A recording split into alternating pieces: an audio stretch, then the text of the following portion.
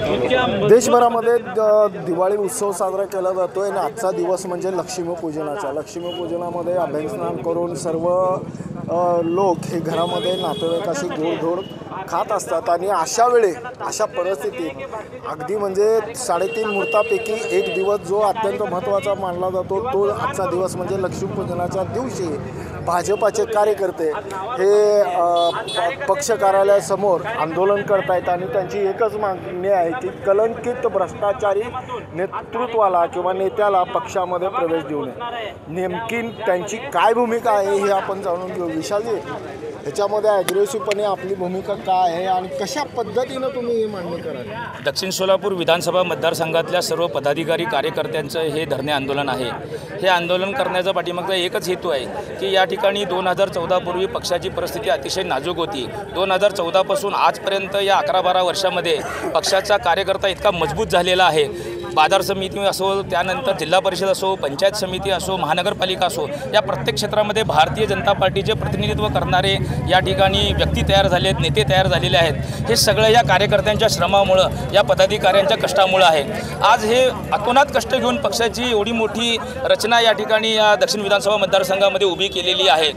आत्ता या रचनेला कुठेतरी काही धक्का लागतो की काय अशी भीती या कार्यकर्त्यांमध्ये असं वाटतं? त्याचं कारण काय की अजून पक्ष प्रवेश होण्यापूर्वीच सन्माननीयांचे काही कुणाचा पक्ष प्रवेश, अनेक लोकांचा पक्ष प्रवेश होणार आहेत, अनेक लोकांचा पक्ष प्रवेश होणार आहेत। मी विशालजी विचारतोय की कुणाचा पक्ष प्रवेश होणार? या दक्षिण विधानसभा मतदारसंघाच्या अंतर्गत अनेक नेत्यांचे या ठिकाणी प्रवेश होणार आहेत। यांचे कार्यकर्ते या ठिकाणी आत्ताच, अजून निवडणुका खूप लांब आहेत। विशालजी, मी विचारतोय की कुठल्या नेत्यांचा प्रवास होणार?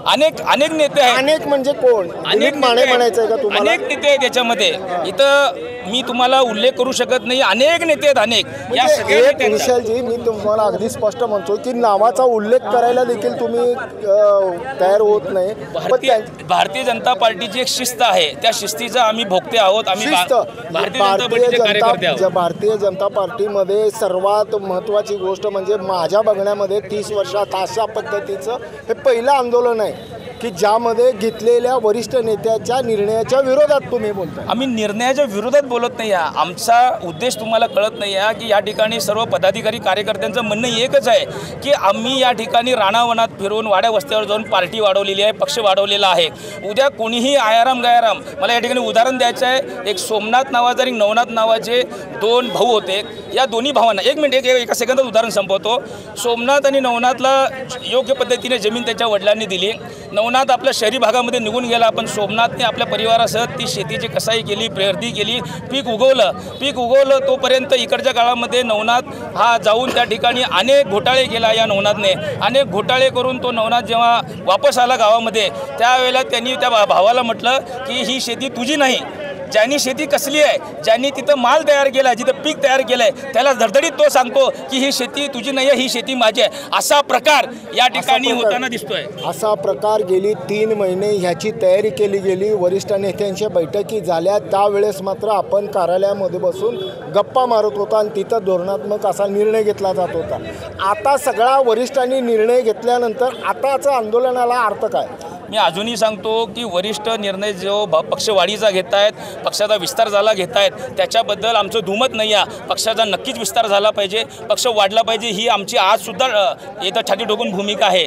आमचं म्हणणं एकच आहे, पक्षात घेत असताना तुम्ही 3 महिन्याचा उल्लेख करताय, पण आत्ता जेव्हा ते स्वतः जाऊन देवेंद्रजींना भेटले, काही फोटो व्हायरल झाले, त्यावेळेला खऱ्या अर्थानं आमच्या कार्यकर्त्यांना कळलं की बाबा आता काहीतरी होणार आहे। म्हणजे वरिष्ठ नेते तुम्हाला अंधारात ठेवले? नाही, असं म्हणायचं नाही मला। काय म्हणायचं? महाराष्ट्र प्रदेशवरून काही निर्णय होत असतात, ते निर्णय आम्हाला स्वीकारावे लागतात। म्हणजे थोपले म्हणायचं का? नाही, असं नाही म्हणत मी काय म्हणतो, तो झालेला जो निर्णय आहे त्या निर्णयातील काही लोकांच्या भ्रष्टाचारी वृत्तीला आमचा विरोध आहे। वृत्तीला विरोध आहे। मग ह्या सगळ्या गोष्टी होत असताना पालकमंत्री जबाबदार आहे असं वाटतं? आता यामध्ये अनेक घटक आहेत, त्या घटकांची नावं घेणे एक भाजपचा कार्यकर्ता म्हणून मला या ठिकाणी शोभत नाही। माझी मागणी वारंवार हीच राहील की भ्रष्टाचारी कलंकित नेतृत्वाला भारतीय जनता पार्टीमध्ये प्रवेश देऊ नये, अशी दक्षिण विधानसभेच्या सर्व कार्यकर्ते पदाधिकाऱ्यांची भूमिका आहे। भाजपामध्ये सर्वात महत्त्वाचं म्हणजे की कार्यकर्त्यांनी दिलेलं योगदान, अनेक वर्ष पक्षाला योगदान दिल्यानंतर आज ही परिस्थिती आली की माझी तर दखल घेतली नाही, पण कलंकित माणसाला तरी आमच्याकडे प्रवेश देऊ नका असे म्हणणारे गुरुजी आहेत आपल्यासोबत। कुलकर्णी सर, किती वर्ष झालं पक्षामध्ये प्रवेश मी केला? पक्ष स्थापनेपासून पक्षामध्ये काम करतो. आज ही परिस्थिती बघितल्यानंतर वाईट वाटतं? वाईट तरी वाटणारच आहे, त्याबद्दल प्रश्नच नाही. पण जे निष्ठावान जुने कार्यकर्ते आहेत त्यांना डावललं जाऊ नये अशी मनापासून आमची भावना असते. माझ्यासारखा कार्यकर्ता कधी पद मागितलं नाही, कधी तिकीट मागितलं नाही, पण पक्षासाठी पूर्ण वेळ दिला अशा कार्यकर्त्यांच्या समोर अशा ज्या घटना घडतात त्याबद्दल निश्चितच मनात वाईट वाटत असतं. पक्षामध्ये काम करत असताना अनेक वेळा तुम्ही विरोधी म्हणजे सत्ताधारी पक्षाच्या विरोधात धरणे आंदोलन केले, त्यावेळेस ते लोक हसले. हसणारेच लोक आज पक्षामध्ये येतात. हां, तेच आम्हाला म्हणायचं आहे की पक्षवाढीसाठी पक्षात लोकांना घ्यायला आमचा विरोध नाही. ही सततची एक प्रक्रिया असते.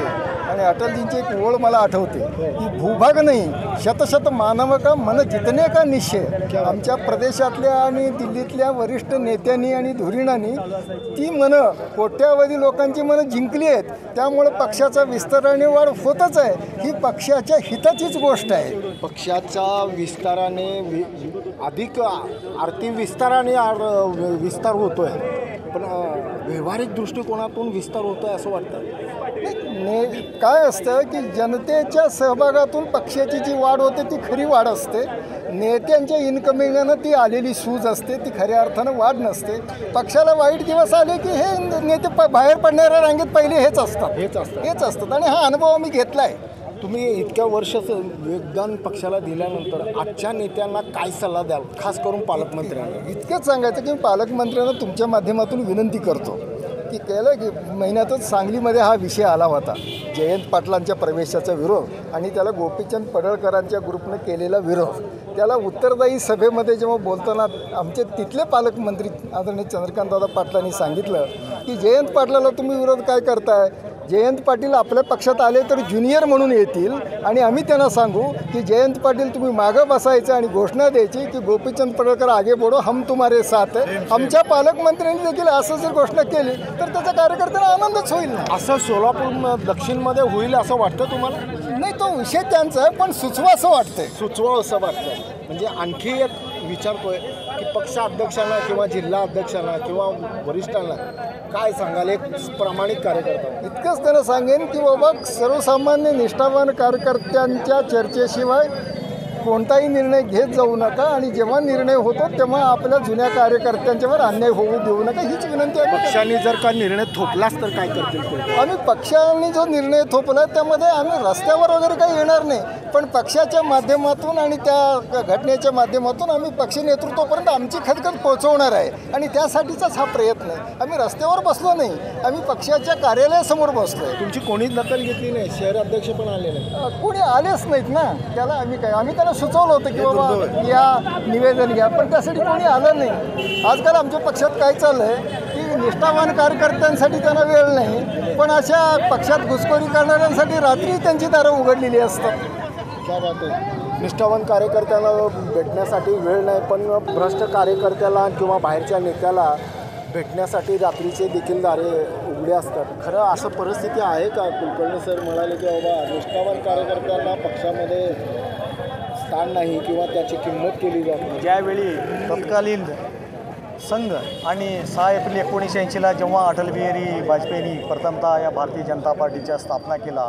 स्थापनेचं वर बोलत नाही, पहिले पार्श्वभूमी सांगाल. पार्श्वभूमी नका, सांगा. कार्यकर्त्याला किंमत आहे हो. कसं आहे माहिती आहे का, भारतीय जनता पार्टीचा हा मूल तत्व आहे. हा कार्यकर्त्यांच्या तळागाळातून कार्यकर्त्यांच्या सगळ्या मेहनतीनं वर राहिलेला हा भारतीय जनता पार्टीचा. आज घडीला आपल्याला असं वाटायला लागलं. तुम्ही काम करता? मी जवळजवळ 20 वर्षापासून या भारतीय 20 वर्षामध्ये तुम्हाला काय सन्मान मिळाला, काय पदं मिळाली? मी ज्यावेळी मी पहिल्यांदा एक सर्वसामान्य मी कार्यकर्ता होतो. त्याच्यानंतर मला सरचिटणीस म्हणून काम करण्याची मला 2 टर्म संधी मिळाली. आता 2 टर्म आता मी तालुक्याच्या दक्षिण सोलापूर तालुक्याचा अध्यक्ष म्हणून काम करण्याची संधी मला पक्षाने दिली आणि इथून पुढेही मी भारतीय जनता पार्टी आंदोलन करताय. पक्षाध्यक्ष, पक्षाचे वरिष्ठ नेते, आमदार कोणीच आलं नाही. कसं आहे माहिती आहे का, आपण फक्त कार्यकर्ता म्हणून कार्यकर्त्याची भावना व्यक्त करण्यासाठी आपण अपेक्षा आहे ह्या वरिष्ठांनी तुमची दखल घ्यावी. नक्कीच दखल घ्यावी अशी मी सर्वांना दखल. 1-2 तास झाले घेईल, दखल घेईल. ओके. या परिस्थितीमध्ये आज एक सामान्य कार्यकर्ता म्हणून काय अपेक्षा? एक सामान्य कार्यकर्ता म्हणून माझी अपेक्षा आहे की आता तुम्ही आमच्या अध्यक्षांनी सांगितल्याप्रमाणे आम्ही काल जिल्हाध्यक्ष आणि शहराध्यक्ष दोघांनाही सुचवलं होतं की बाबा निष्ठावंत कार्यकर्त्यांचं जे म्हणणं आहे तुम्ही पक्षश्रेष्ठीपर्यंत पोहोचवण्यासाठी इथं यावं, पण ते दुर्दैव आहे की ते आलेलं नाही. पण माझं एवढंच मत आहे की या संदर्भात कलंकित झालेले नेते कोण कलंकित मला मगापासून असे तालुक्यामध्ये अनेक नावं, कोण आहेत? एक दोन तालुक्यामध्ये नावं, दोन एक दोन नावं सांगण्यापेक्षा तालुक्यामध्ये अशी अनेक नावं आहेत. दोन नावं. ऐका ना साहेब, तालुक्यामध्ये अनेक म्हणतो मी, दोनचं काय घेतो तालुक्यामध्ये दोन नावं सांगा.